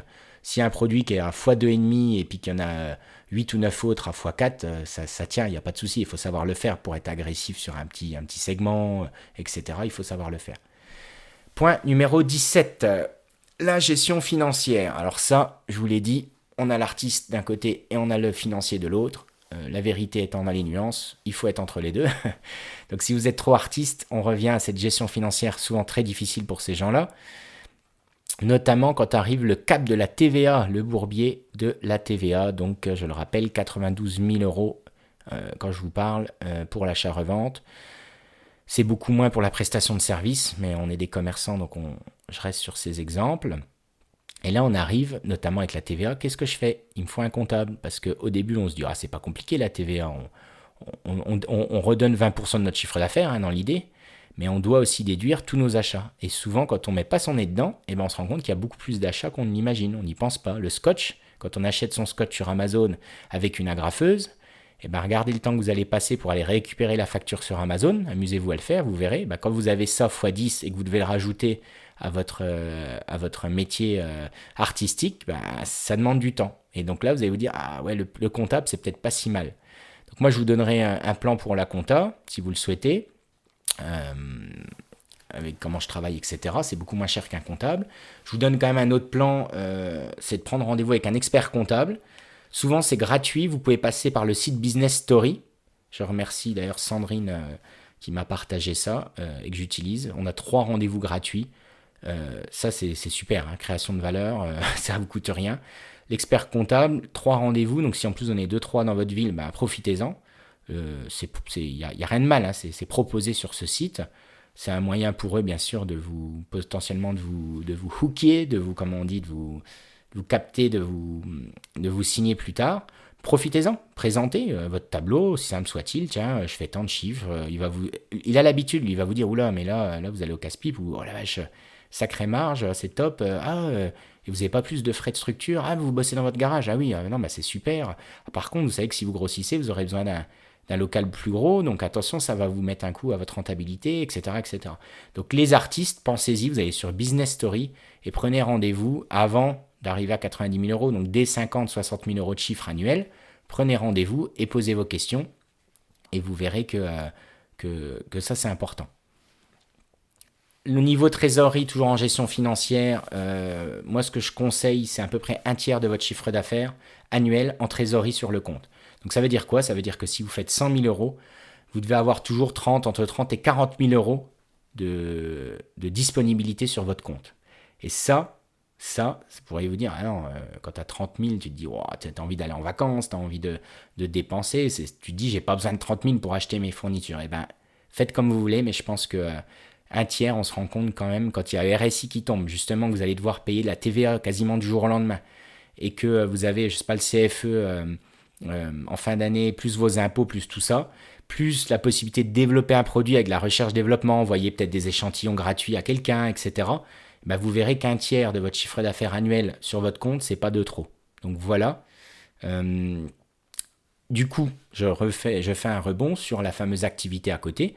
Si la préco de l'oncle Ben, vous la respectez, c'est-à-dire garder un pied avec un salaire à côté, aussi petit soit-il, vous avez encore une fois un énorme avantage, d'accord? Pas de salaire à vous verser, vous pouvez très bien rester sans salaire et continuer d'investir, vous éclater, et la boule de neige grossit sans que vous ayez de salaire direct parce que vous le laissez en trésorerie sur votre compte, d'accord? Donc verrouillez absolument ce point, à quel moment votre entreprise finance un loyer plus des pâtes et de la nourriture dans votre frigo. Voilà, ça c'est important. Votre loyer vous coûte 600, vous avez un budget bouffe de 300 euros par exemple par mois, à quel moment mon entreprise va générer à peu près 900 euros de revenus. Et c'est seulement après ça que vous allez pouvoir faire des choix dans votre vie, soit arrêter complètement de travailler si vous le souhaitez absolument, soit pourquoi pas développer autre chose, etc. Mais vous savez où vous allez exactement. Donc voilà. La charge mentale, elle va pas vous miner si vous savez un peu, si vous êtes dans ces 3-4 points que je vous ai évoqués. Vous serez beaucoup plus léger dans votre tête parce que vous savez où vous allez. Et surtout, vous serez beaucoup plus léger quelqu'un qui a fait all-in une fois de plus, qui attend vite de la rentabilité pour vite rembourser mamie qui a prêté de l'argent ou le banquier. Donc voilà, pas de remords, vous vivez heureux, vous vivez caché, léger et tout va bien. Vous faites les choses sans remords, vous êtes aligné, etc. Donc voilà pour ce point numéro 17 sur la gestion financière, à travers quelques points concrets, mais bien sûr, ça peut aller beaucoup plus loin. Ensuite, on a quasiment fini, il reste 3 points, c'est ça. Donc le point numéro 18, être connecté sans arrêt, mettre le portable en mode avion sur les créneaux de deep working. Alors, ça c'est un truc que je vois beaucoup et qui est très addictif, vous le savez, il y a assez de reportages là-dessus, notamment avec TikTok qui ramasse tout là-dessus, avec la dopamine générée par les algorithmes, la façon dont c'est fait, les notifications, etc. Je crois que le pire, c'est pas possible que je fasse un épisode, c'est comment louper sa vie, enfin prendre à contre-pied comme j'aime faire, comment être sûr de louper sa vie en 10 points, quelque chose comme ça. Je crois que le pire, je dirais, encore pire que regarder ses mails dès le matin, c'est regarder les réseaux sociaux dès le matin au petit-déj. Franchement, si vous êtes là-dedans, je pense que ça va être difficile de vous en sortir. Je suis trash exprès, comme ça je vais me faire des ennemis. Mais non, mais vraiment, franchement, regardez, on est la somme des gens qu'on côtoie, vous le savez, regardez tous ceux qui réussissent, regardez les dominateurs communs à chaque fois. Tous, franchement, vous disent, voilà, le matin, je suis en deep work, pas de mail, pas de rendez-vous avant midi. Ça, c'est les trucs qui reviennent tout le temps. Pas de rendez-vous avant midi parce que moi, le matin, ma tête, elle est fraîche et c'est là où j'avance le plus. Pas de réseaux sociaux, mon portable, il est en mode avion, toutes les notifications sont déconnectées. Voilà, c'est devenu presque normal, basique, quand on réussit, enfin, quand on veut réussir. Donc ça, appliquez-le, interdisez-vous d'allumer le téléphone avant midi, ou vous l'allumez, mais toutes les notifications, c'est mon cas, hein. Moi, je l'allume après 9h30, pas de portable le matin avant de petit-déj, surtout quand on a des enfants, etc. Les notifications sont coupées, mais ça, c'est depuis des années, j'ai 0 notification, sur 0 application, rien. C'est moi qui dirige le portable, c'est moi qui vais voir la notif, le réseau quand je le souhaite, c'est pas l'inverse, c'est pas mon portable qui dicte ma vie. Voilà, j'essaie de vous donner des choses qui doivent vous alerter, d'accord, pour vous, entre guillemets, vous rebeller face à ça, quoi, parce que c'est très difficile. Donc mettre le portable en mode avion sur des créneaux, ça c'est important. Moi c'est le matin, je sais que avant je calais encore des fois un rendez-vous entre 11h et midi avant d'aller courir.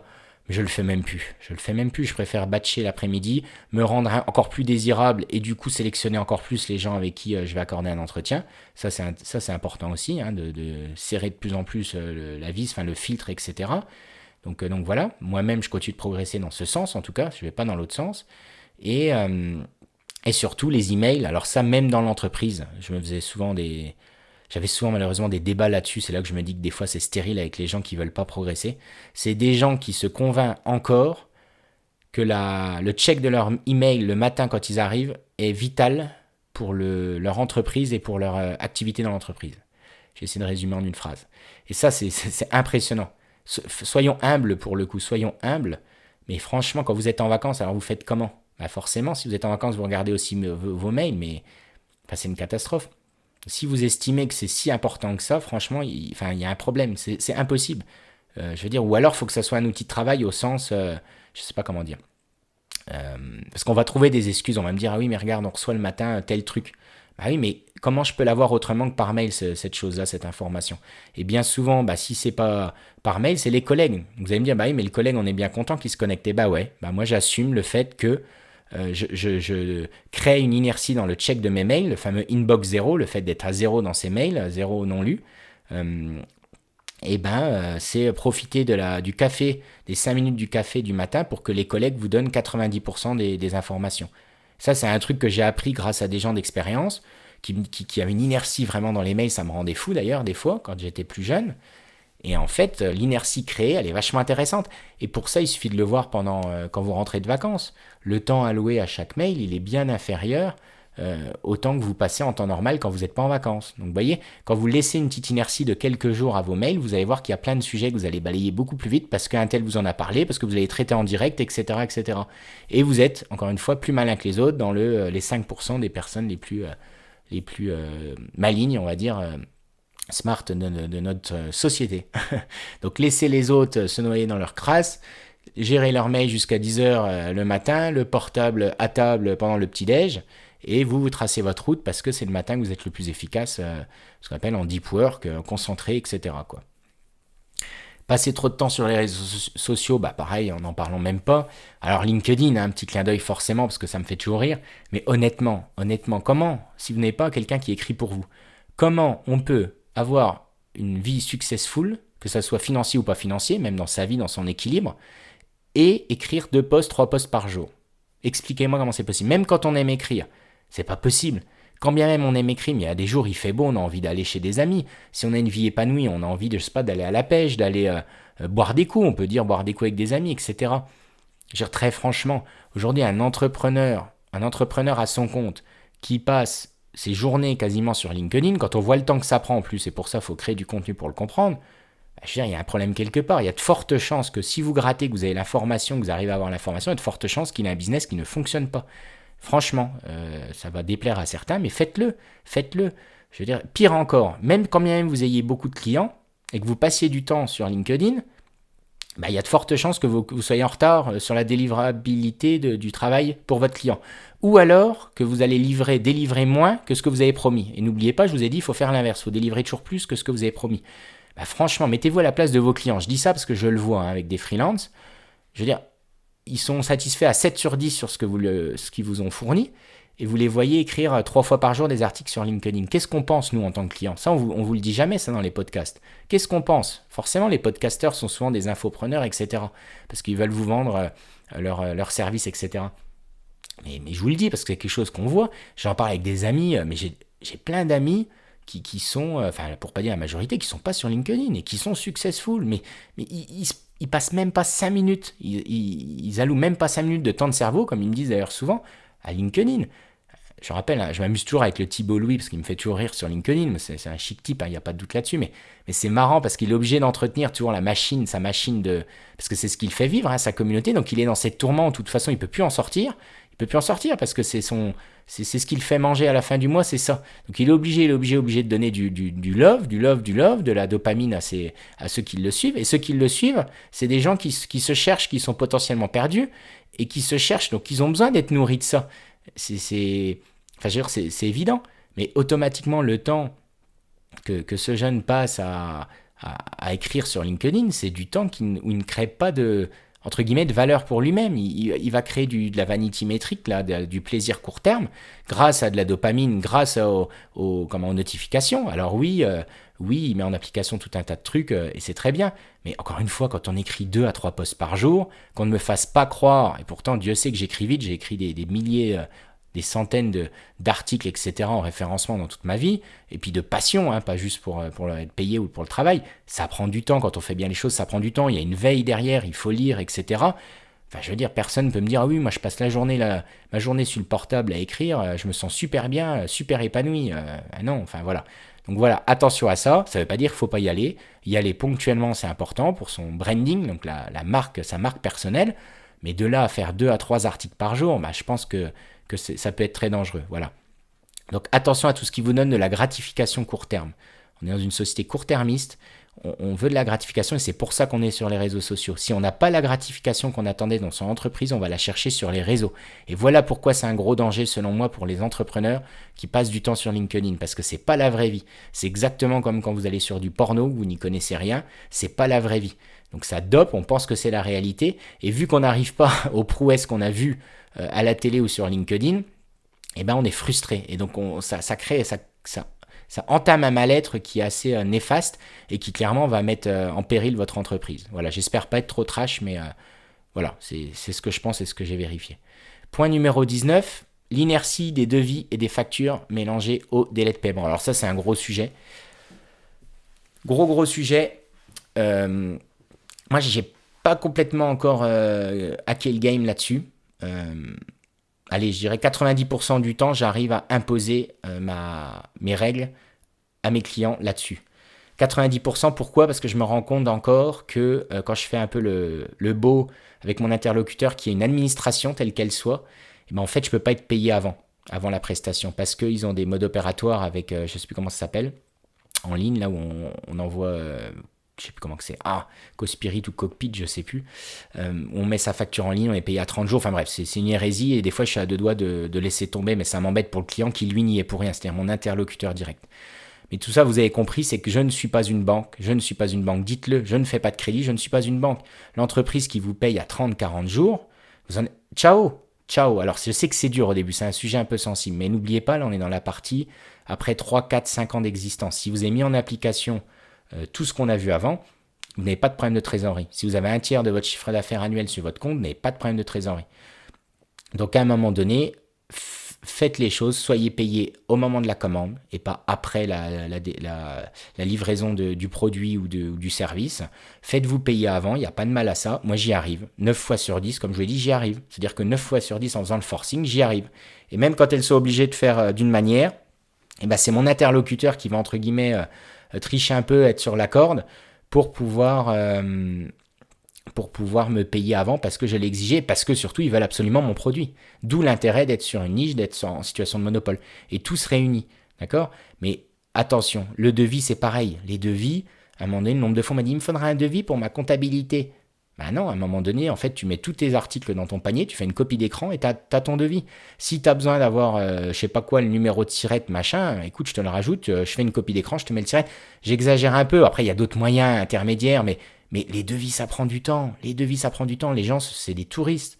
Les gens, ils vous sollicitent, ils demandent 4 devis, 5 devis pour se décider sur un achat à 1500 balles parce qu'ils sont fauchés, parce que c'est compliqué, etc. C'est une réalité que je vous dis là. Je suis cash parce que vous êtes entrepreneur et vous allez l'entendre. Mais c'est pareil partout. Le mec qui a des voiles tendues en Lorraine, c'est pareil. S'il répondait à toutes les demandes, il passerait moitié de son temps à faire des devis, quoi. Bah non, non, non, non. Non, les devis, la majorité du temps, vous pouvez dégrossir par téléphone. En 3 minutes, vous lui avez donné un ordre d'idée. Et vraiment, quand la personne, vous savez que c'est vraiment, elle n'a pas le choix, c'est procédurier, eh ben, écoutez, avec un petit plugin, machin, il transforme son panier en devis. Et il reçoit ça, il reçoit un PDF et c'est fini. Et les factures, c'est pareil. Les factures, la plupart du temps, c'est géré par un petit webmaster, enfin un gars qui va vous aider, comme je vous disais, à automatiser les trucs. Et c'est fini. Enfin voilà, arrêtez vraiment de faire des devis, des factures, des mails. Putain, des fois, je vois des entreprises, la moitié de l'effectif de l'open space, ils passent du temps à faire des devis et des factures, quoi. Mais enfin, je veux dire, un devis, ça a un coût. Et dites-le à votre client, parce qu'il faut préparer votre argumentaire, sinon vous allez vous faire des ennemis. Moi, je dis toujours, un devis, c'est les autres clients qui payent, en fait, les devis. Si vous faites moitié de votre temps, vous faites des devis. Bah, à 15 € de l'heure, si vous passez 4 heures de votre journée à faire des devis, bah, c'est bien les autres clients qui ont acheté qui payent ces devis. Il faut bien que quelqu'un paye le temps que vous avez alloué à ces devis. Vous comprenez ? Donc prenez-le en compte et servez-vous-en dans votre argumentaire et vous verrez que votre interlocuteur, s'il est intelligent, il le comprendra. Et s'il n'est pas assez intelligent pour comprendre, eh ben dites-lui d'aller voir votre concurrent. Et ça, c'est encore un point, mais vraiment, hein, ça fonctionne. Dites-lui sans, comment dire, sans se la péter, il ne faut pas prendre de haut non plus, c'est lui qui vous fait vivre. Voilà. Mais il faut trouver cet équilibre en disant, bah, franchement, monsieur, moi il m'est arrivé, pour des devis à plusieurs centaines d'euros, de dire, véridique, hein, de dire, mais monsieur, pourquoi vous n'allez pas voir, envoyer le lien d'un des concurrents en disant, si vous voulez, il est moins cher, franchement, en plus, son produit, il n'est pas dégueu, avec le prix, enfin, le budget que vous avez, parce que bien souvent, c'est les mêmes personnes qui grattent, hein, pour la petite info, donc ils vont vous faire remettre à jour votre devis. Et ben, pour le budget que vous avez, monsieur, vous devriez aller là-bas, en plus, ça sera moins cher, etc. Désolé, nous, on est plutôt, qualité, priorité. Et par contre, on passe du temps sur notre produit et pas devant notre ordinateur, vous voyez. Donc, préparez votre petit storytelling là-dessus pour vos réponses et vous verrez que ça va aller tout seul. Et vous allez passer de 50 devis à 25 grâce à ça. Je dis pas qu'il faut arrêter du jour au lendemain, mais l'intérêt, c'est de juste de mettre la puce à l'oreille et que vous ayez le bon réflexe là-dessus. Donc voilà, dernier point, et on en aura fini. Face au marché capricieux, ne pas savoir pivoter ou arrêter une idée. Ça, c'est quelque chose que j'ai mis en dernier, parce que ça arrive de plus en plus, on l'a vu avec le Covid. Un marché, c'est capricieux. Ce qui marche aujourd'hui ne marchera pas demain. Et je pense qu'il y a les entreprises qui disparaissent après 5 ans d'existence. Je dirais qu'il y en a une sur deux, alors je dis ça vraiment à la louche, il y en a une sur deux qui disparaissent pour ces raisons. C'est-à-dire qu'on n'a pas su se remettre en question face au contexte économique qui évolue, face au type de la façon de consommer qui évolue, etc. Et c'est pareil en interne avec les fameux devis et factures. Celui qui a pris les devants et qui a investi dans un logiciel qui automatise tout ça, eh ben, il va devenir beaucoup plus compétitif dans 2 ans par rapport à l'autre entreprise qui est resté, lui, à l'ancienne avec le crayon de papier sur les oreilles. Et c'est là où les gros groupes, analysez les gros groupes. Un coup, je rappelle, il y a le patron de chez Tati qui était venu et qui on discutait. Moi, j'étais chez Decathlon et il me disait, putain, Decathlon, vous avez toujours eu 10 ans d'avance.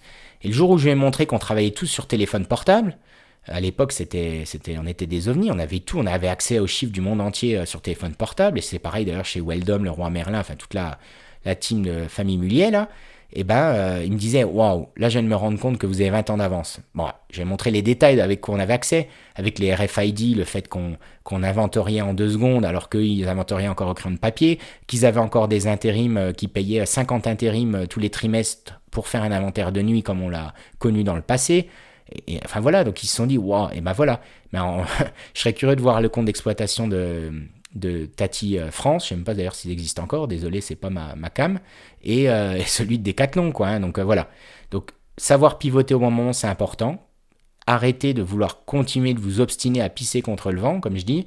Désolé d'être vulgaire, parce que c'est impossible, ça reviendra toujours sur vous. Et bien là, c'est pareil. Faites le pivot quand c'est nécessaire et liquidez vos produits quand c'est nécessaire. Il y a des gens qui omettent que pendant les soldes, l'intérêt des soldes à la base, c'est de vendre à perte. D'accord ? Il y a encore plein de magasins, etc., ou de boutiques, quand je discute, qui ne conçoivent pas de vendre à perte. Pour eux, c'est interdit. Mais non, pendant les soldes, c'est l'intérêt à la base. Les soldes, c'est pas un attrape-nigo à la base. L'intérêt des soldes, c'est de liquider ces produits qui ne marchent pas. Mais il n'y a aucun souci, si votre produit ne marche pas, il vous bloque de la trésorerie, il vieillit dans votre garage ou votre entrepôt, mais liquidez-le, perdez 20 points de marge dessus, pendant une semaine vous liquidez tout, et ça c'est encore une force qu'ont compris les gros groupes, vous liquidez tout, les tomates pourries comme on dit, et vous faites rentrer de la fraîche, vous pivotez parce que vous avez compris que le marché il veut plutôt telle typologie de couleur, la couleur là de toute façon elle est démodée, ne vous mentez pas à vous-même, on s'assoit sur son ego, on liquide tout ça, en plus on fait un peu de fraîche, donc ça fait toujours quand même du bien de faire rentrer de la trésor, quoi, et puis voilà, quoi. Donc arrêtez de vous obstiner sur, comment on dit, c'est en forgeant qu'on devient forgeron, quoi, en gros, insister, si vous n'avez pas de demande sur un produit ou un marché, arrêtez. Plus tôt vous arrêterez, meilleur vous serez, d'accord, plus tard. Donc voilà. Bon, bah écoutez, je pense que c'est pas mal, c'est 20 points, vous me direz ce que vous en pensez, ça va encore faire un bon paquet d'informations réunies là, sur cet épisode. 20 erreurs les plus fréquentes que font les entrepreneurs. Si vous avez des questions, vous voulez rebondir, alors je sais, il y en a un ou deux qui m'ont dit « Oh mais t'es gentil, on peut même pas faire de commentaires sur ton... » C'est vrai, je vais accélérer le site vitrine au moins pour ça, pour le référencement, pour pouvoir retranscrire là, ce que j'ai dit à l'écrit, que ce soit moi ou je mettrai quelqu'un dessus, mais que vous ayez au moins de la matière, de pouvoir laisser des commentaires, tout ça j'ai bien compris. C'est pas grave, pour l'instant je parle un peu dans mon coin tout seul, j'ai toujours pas fait de com d'ailleurs, mais même pas un petit peu, même pas une story personnelle, etc.